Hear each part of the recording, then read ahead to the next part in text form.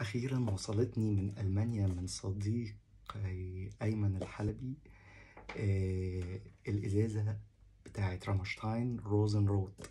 وروزن روت هي الأغنية بتاعت فريق الميتال والهارد روك رامشتاين الألماني. طبعا غنى أغاني كتير بالإنجليش وبالأسباني بس أكتر أغانيهم بالألماني.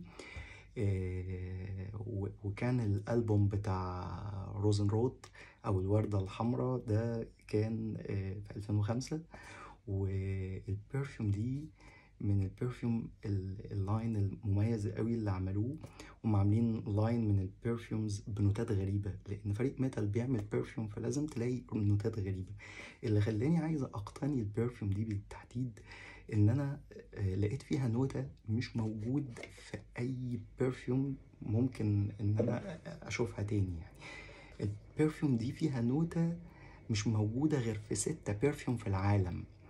نوتة الدم، نوتة الدم في الافتتاحية بتاعت البرفيوم دي مع الورد البرغالي، وبعد كده الورد تشم فيه ورد مبخر بريحة بخور فتقلب معاك على شرقي. فموضوع كان بالنسبة لي جديد. مش جاي اقول البرفيوم دي حلوة ولا جاي اقول انها وحشة، ولا مش جاي هو ده الهدف من الموضوع.